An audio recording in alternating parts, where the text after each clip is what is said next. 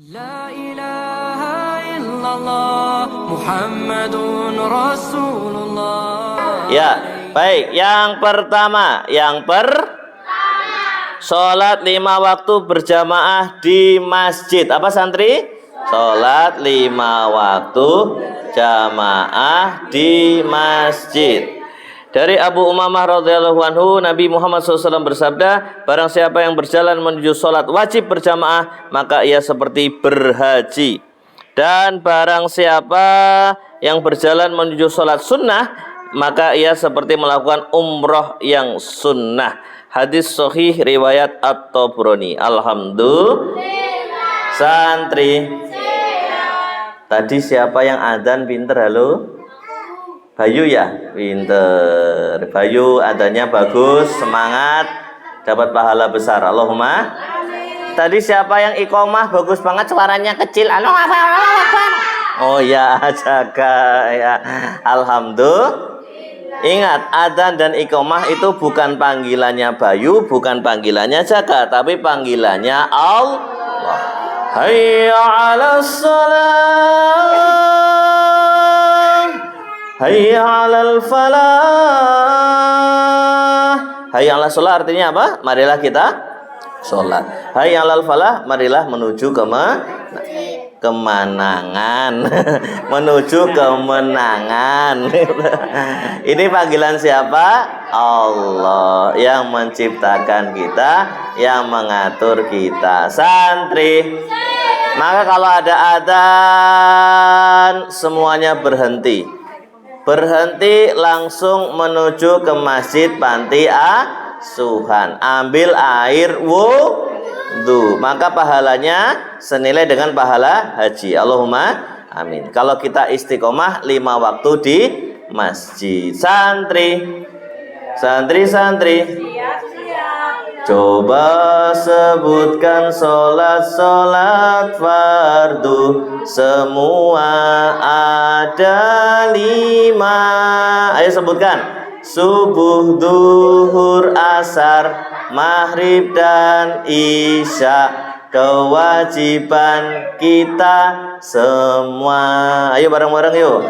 Coba sebutkan sholat fardu. Semua ada berapa? 5. Subuh, duhur, maghrib dan isya. Kewajiban kita semua. Pinter. Alhamdulillah. Santri. Ustadz bilang halo, santri jawab hai. Halo. Hai. Halo. Pinter. Ya, sekarang yang kedua. Tadi yang pertama apa? Yo. Sholat 5 waktu di masjid. Yang kedua, sholat sunnah syuruk. Apa santri?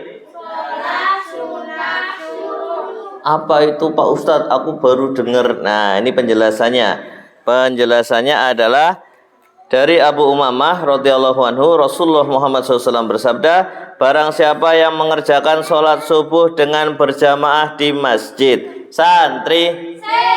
Siapa yang sholat subuh jamaah di masjid? Jam berapa sholatnya sayang? Jam berapa sholat subuh sekarang adanya? Jam 6, astagfirullah. Jam 4 ya. Jam 4 ya. Lalu ia tetap berdiam di masjid sampai melaksanakan sholat sunnah syuruk ya. Jadi duduk berzikir, diam sampai matahari terbit agak meninggi. Sampai kapan santri?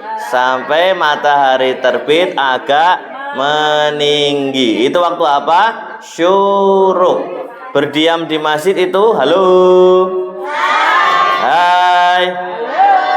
Berdiam di masjid bisa ngaji. Siapa yang pinter ngaji? Siapa yang sudah bisa baca Iqra? Siapa yang sudah bisa baca Al-Quran? Oh, yang bisa Pak Ustadz Ari. Nggih, ya Allah, nggih. Terus nggih. Ayo latih berdua. Nggih. Nggih. Nggih. Apakah sholat subuh bisa dilakukan bagi kaum perempuan di rumah? Matur nuwun, pertanyaan yang sangat bagus dari Ibu. Bagus sekali. Saya senang kalau ada pertanyaan gini. Jadi kita dua arah. Jadi sholat sunnah syuruk syaratnya yang pertama, sholat subuh berjamaahnya harus di masjid, Bu. Ya, kalau di rumah tidak bisa. Kalau di rumah nanti sholat duha jatuhnya. Karena syuruk itu memang waktu awal duha. Jadi ada ulama mengatakan, dari ulama Imam 4 mazhab, Imam Syafi'i, Imam Ahmad, Imam Abu Hanifah, Imam Malik mengatakan syuruk itu awal waktu duha.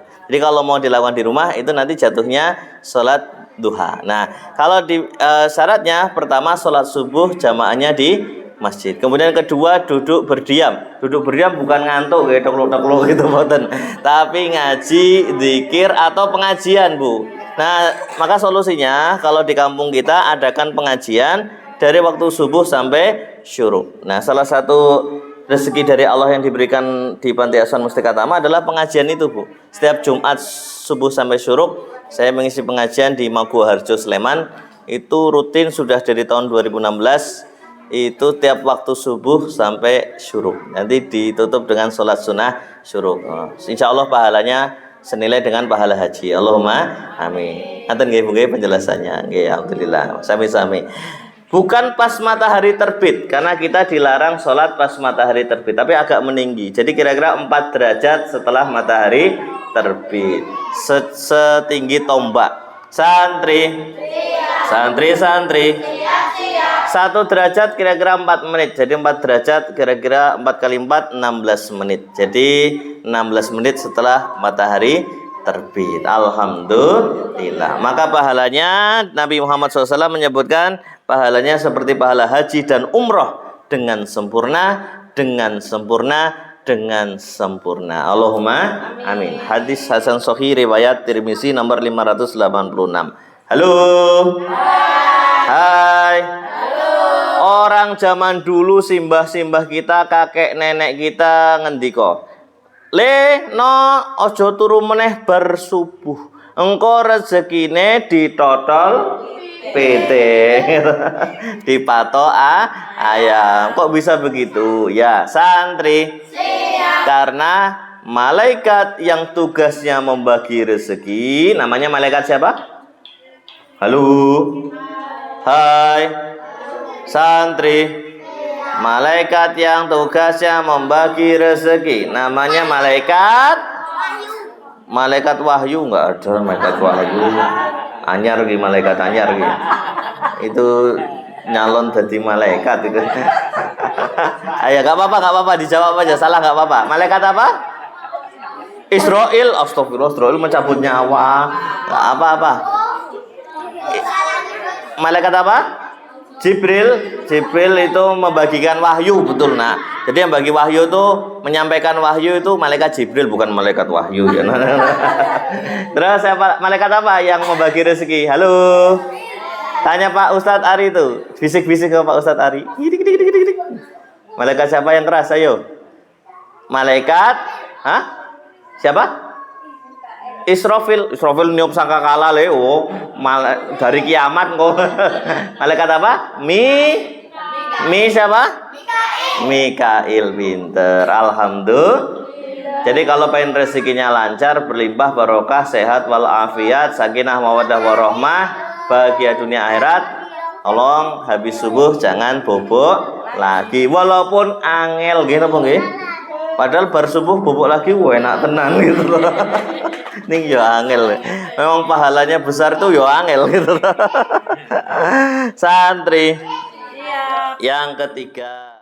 La ilaha illallah Muhammadun Rasulullah alaihi salam.